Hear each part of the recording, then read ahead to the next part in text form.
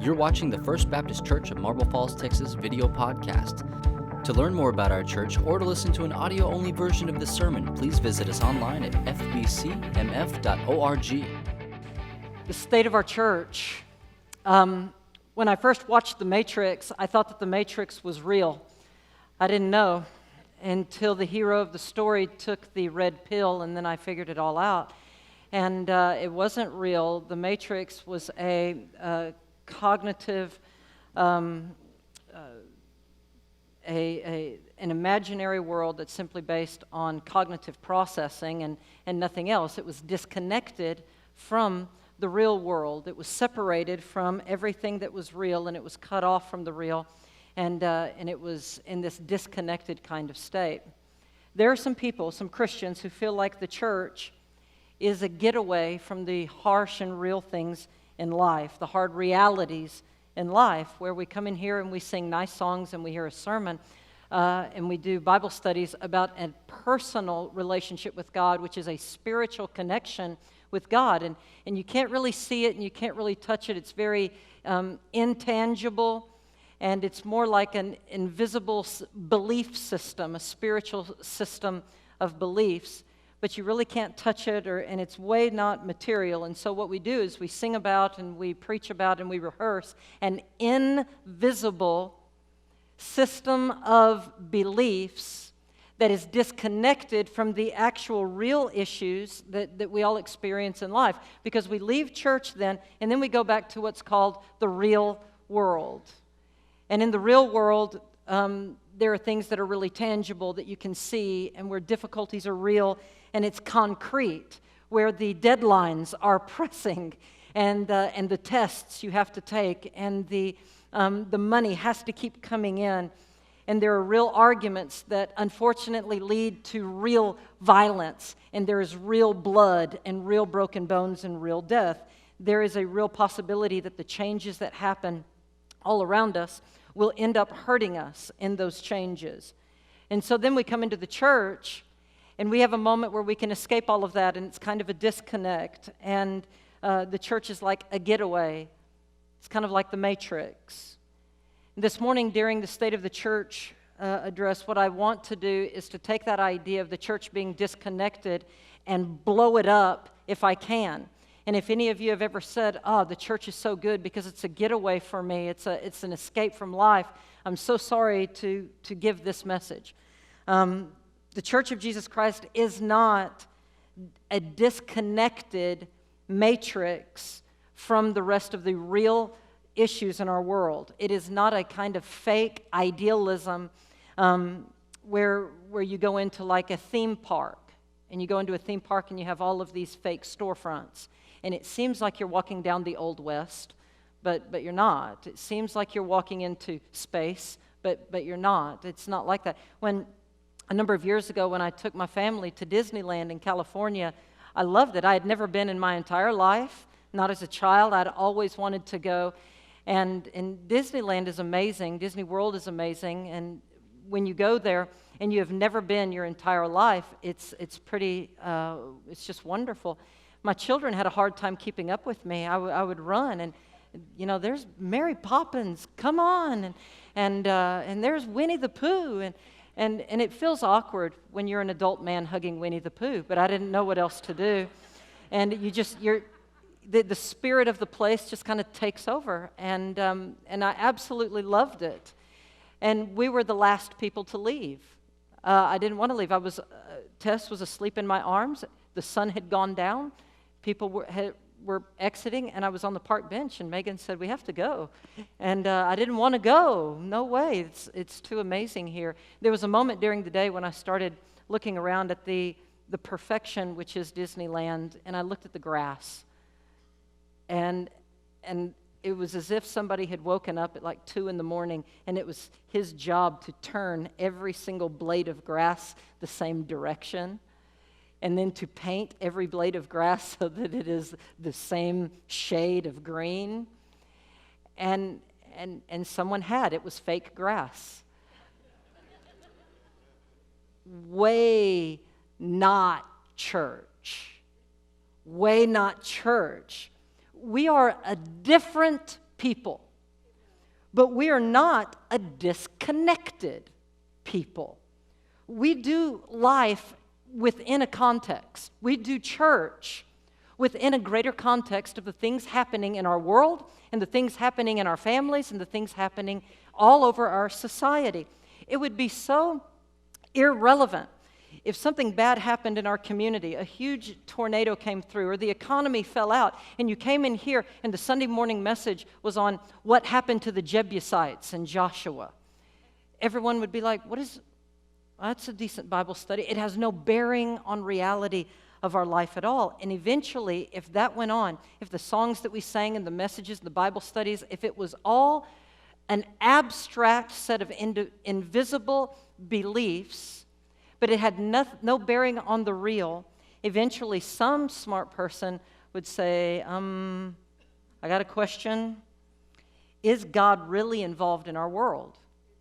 Or is God just an abstract belief system that you draw close to, but it has no real practical, concrete implications in life?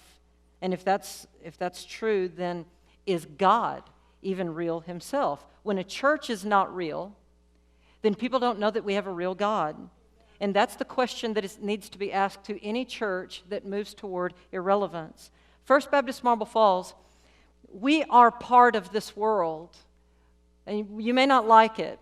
You're part of the nation. You're part of a society and an economy. We're part of the economy. We are part of the politics of our world. We're part of the movements and the issues that shape our time period.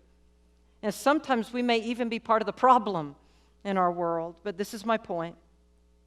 You and I have a gospel of Jesus Christ that is not simply a spiritual belief system, but it is a gospel that has social implications with concrete evidence in our world. It is a social gospel. That's why when we talk about love and we talk about Jesus and we talk about the cross, those ideas, in order for anybody to understand them that's not in an abstract way, you could talk about the love of Jesus Christ all we want, but if we're not able to demonstrate it and point somebody to say, this is what it looks like, if the love and Jesus and the cross cannot be born into something that is concrete and practical that somebody can put their hand on, if we can't do that, then it is always going to be seen and felt as an abstracted set of cognitive belief ideas and nothing in the real. And Jesus doesn't want us to have an abstract set of ideas. He wants us to show and demonstrate and be able to point people to something that's very, very true in tangible ways. It's why in the parable of the sheep and the goats, Jesus has them all there and he separates goats over here and y'all have done bad, and sheep over here, and they represent people who are faithful. And he turns to the sheep. In what way have they been faithful? And he says to them, come and enter into the kingdom of God because I was hungry and you fed me. You didn't just talk about me. You didn't give people an abstract set of belief system. I was hungry and you put food in my mouth. I was thirsty and you gave me something to drink. I didn't have any clothes and you bought me clothes. And I was in prison and you visited me, and you took me in. All of these things, you cared for me, and you see, it's very concrete. And so, okay, what does this have to do with the state of our church? Everything right now. Everything, because the state of our church is connected to the state of our world and the state of our nation. We are together in all of this. This is not an escaped place. The state of our church is a state in which we can't escape the things that are happening all around us. And I hope you can see the problem then here. Because it is very, very tough. It's a tough thing when you and I are trying to do something loving and kind while at the same time we are attached to something that is cruel and ugly. The Apostle Paul embodied a kind of compassion and a sweet kind of generosity, and yet at the same time, there's a time in his life when he is attached to two soldiers on the sides of him that were cruel and violent. He was trying to embody peace in the middle of something that's very hostile, and that's our state. First Baptist Marble Falls, all of us together, we are trying to embody Christ and show our world something wonderful. And we're trying to live differently while at the same time we are attached to very ugly and very violent and very difficult things in our world. And so how do we make it?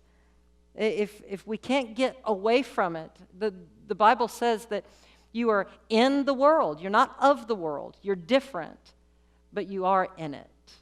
You are connected to it, and there is no escape from that.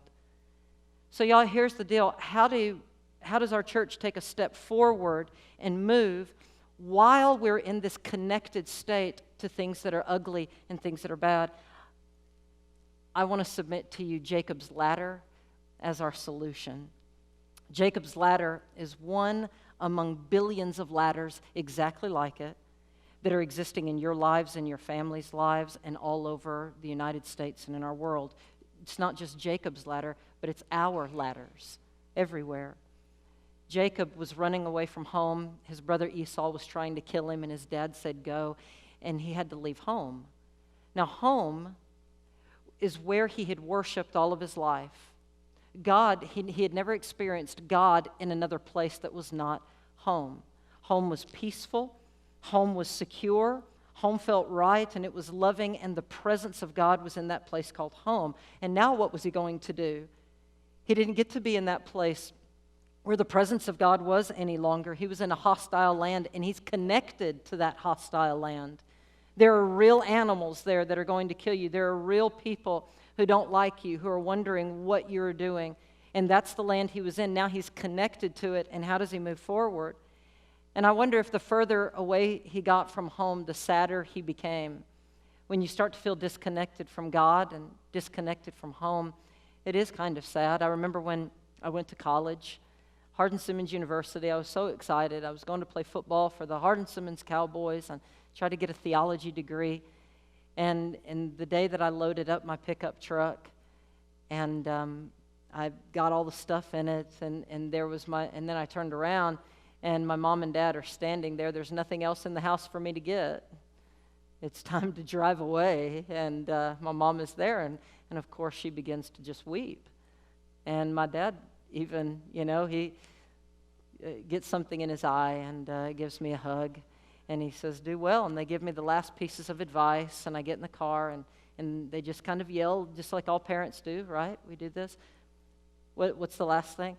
I love you. And so I cry from Falfurrias, Texas to Fredericksburg.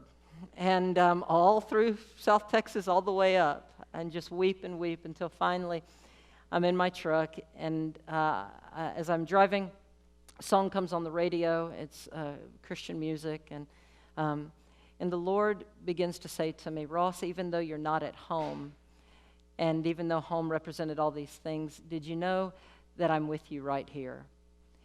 And there is a moment where God gave a ladder right there into my truck as I'm driving away, a ladder where, and that's what God gave to Jacob in the middle of that cruel world that he was attached to now. God gives him a vision. And a ladder reaches down out of the heavens, and it comes right down to where he is. And the vision is, imagine if a huge ladder is coming down, and you see angels, and they descend right into your midst. The reason that angels are ever sent is because they're doing the work of God. They're messengers of God. They have God on their minds, the will of God. They're doing it. And so what's happening is God is doing his will, and he is at work even in a place that was not home, even in a place that was difficult and that it was totally a shock. Jacob said, the Lord is here. He's at work here. I didn't even know it. I'm attached to this place. I lost home, and the Lord has shown up here. It was a vision that God had not abandoned him. God was at work in the wilderness too. And y'all, if you and I have to be attached to this ugly world because we're in it, we can't escape it, and we're not disconnected, if we have to be attached to it, then you can either go through in that attachment one of two ways. Either you can go through it with great terror and great fear, which often the media and a lot of politicians want to just spread a fear-mongering, be scared, be very, very scared because the world is bad. Or we can say, you know what, the world is bad and I am attached to it. But there is something else here that maybe the media and maybe a lot of politicians don't see, and that is God still is putting ladders down. God still is bringing ladders into our country, into our world, into our jobs, and into our economy. God has a ladder that He's coming down into these things. Even in the context, when Christians find themselves separated from the things that they like, what is their state? The state of the church in a lot of places is a state where they're not in a good place, but yet God hasn't abandoned them in that place. Did you know that churches are still finding a voice to worship, even in the middle of all of it? I recently have seen a wonderful church in the middle of a refugee camp in eastern Uganda. In eastern Uganda, that's where the terrorist organization called Boko Haram has been just wreaking havoc. And they'll go into a village and they will rape and they'll maim and they'll break bones and kill a lot of people. They take away all the people's homes. And so the people just grab whatever they can and they run. And as they're going through the jungle, they just find other places to settle, but they're running for their lives, and they'll get to these refugee camps. And so picture a Christian woman or a man, and they barely escaped. And they lost absolutely everything. And now here they're in a lot of refugees, and they find other Christians. Oh, you're a believer. Okay, I am too. I'm a believer. Well, what do you think that group of Christians is going to do as they've been separated from home and as they have lost everything? They're in a hostile kind of place.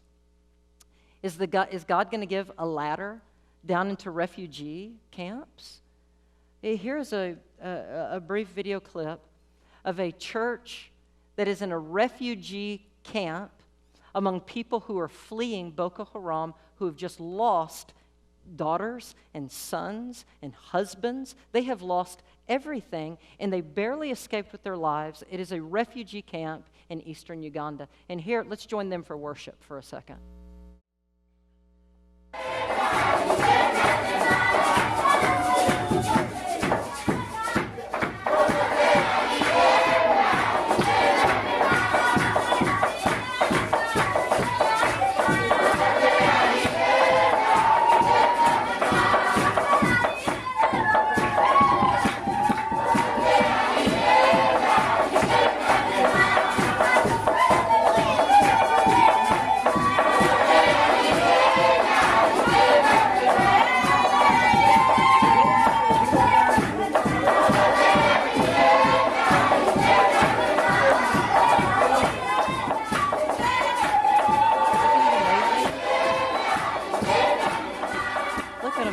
And the moms, look at them worshiping. That the ladder of God somehow coming down in the middle of that. In the first worship service, James Hampton, who is a former missionary to Uganda, I was able to share with him that, man, maybe it was because of the work that you did and how you shared a concrete gospel, a social gospel, that the people were able to say that even though we've lost everything, that the Lord will show up in all of these other places too, and even though they've lost so much. And that's not the only one.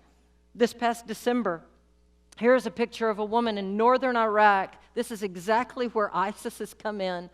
And this is a church in the middle of a refugee camp this past December, and these people have come together. And this woman stands, and it is at a Christmas Eve Mass service. This is at the Al-Bashara Church, which sits in the middle of a refugee camp in northern Iraq. One reporter looked at when they was there, and his report was, refugees from all over the camp are drawn to the sounds of singing and worship.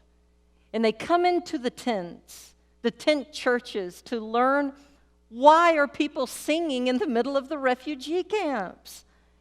And when they come in, they stay, and they hear a message of Jesus Christ. Y'all, it's so tangible.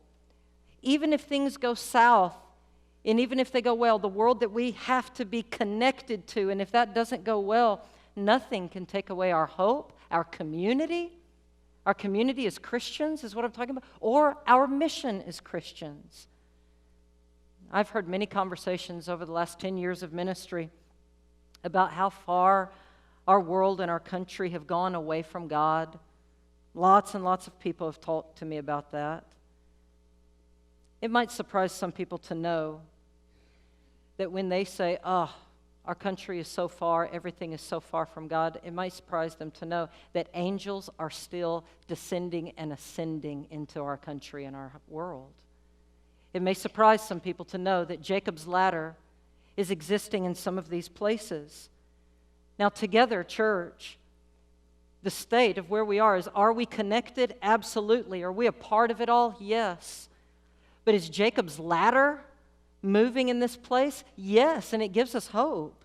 Together, we can recognize that if God has not abandoned our world or our nation, and if we are followers of God, then we're not going to abandon our world either. We're not going to abandon the kids, people in our society, and children. We're not going to abandon people either. Here are a couple ways that we're going to try to bring a tangible gospel into our world this upcoming year. I'm going to preach a series of sermons that I hope are going to be tangible. In the very back of your sock magazine, I list a lot of them. The first one is going to be on these stained glass windows, and I'm going to talk about all of them. And if there's one thing that I see in all of them, it is a real social gospel. People touching each other, people spending time together, lepers being healed, and women who were marginalized being brought into the community, children being touched, and even Jesus himself crying. I see all of these things.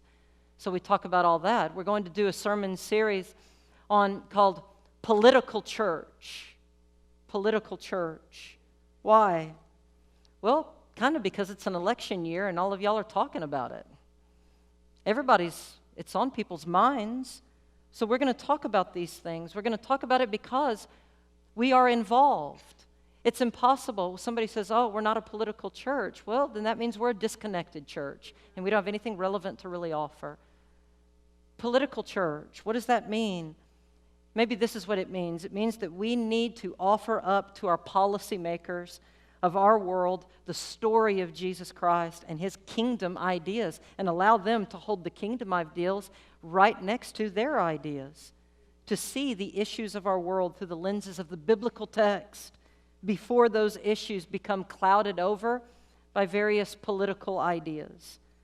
There is a ladder to Austin, and there is a ladder to Washington, D.C. Angels are ascending and descending to those people who are in our government.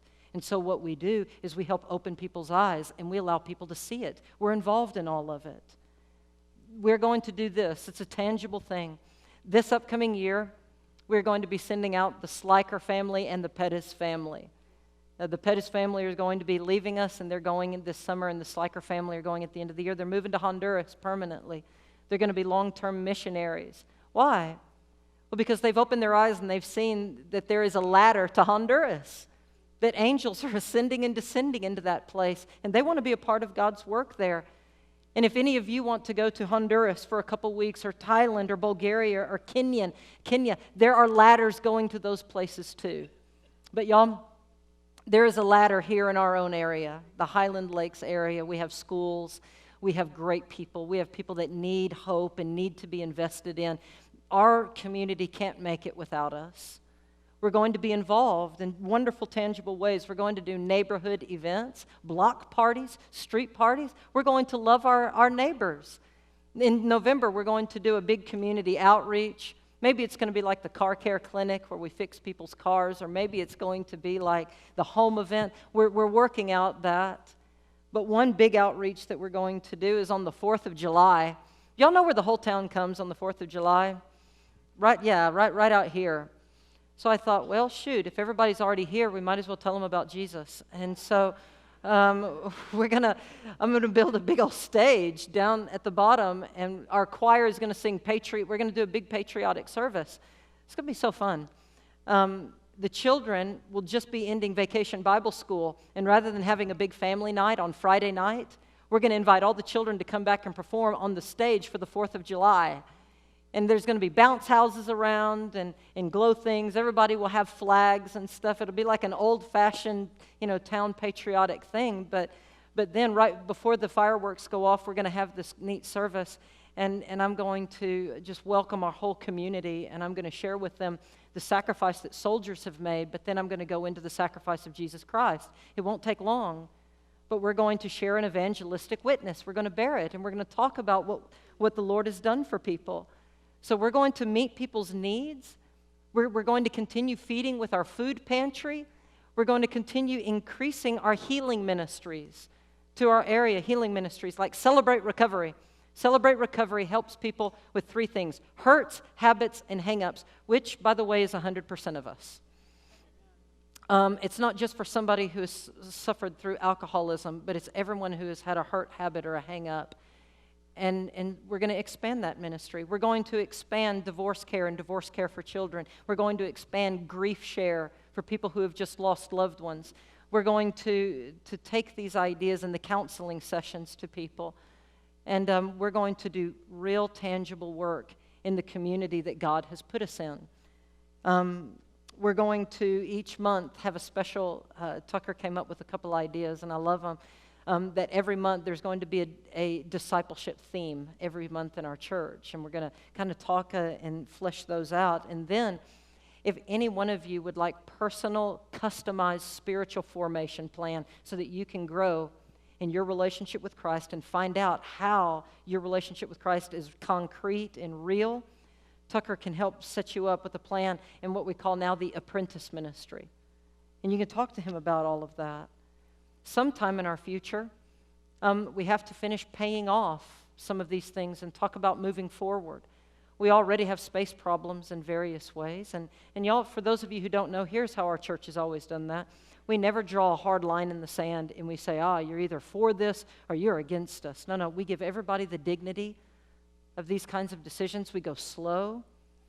And what we're going to do is give everybody a kind of survey, and y'all can take it and give me feedback based on what you think the real needs of our church are at this moment. Where you say, here's what I think is good, Ross, and here are the biggest needs. And we take that, and then we develop a plan. And then we move forward together as a church where we're united.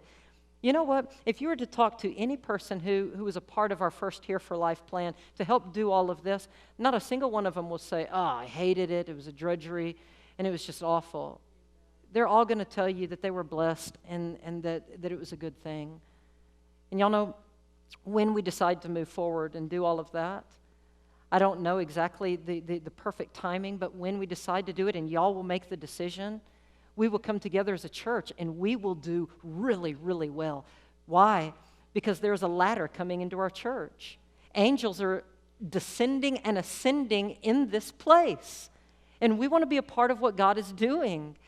It's such an exciting moment in our lives. We're going to be ordaining new deacons, new servants of the church.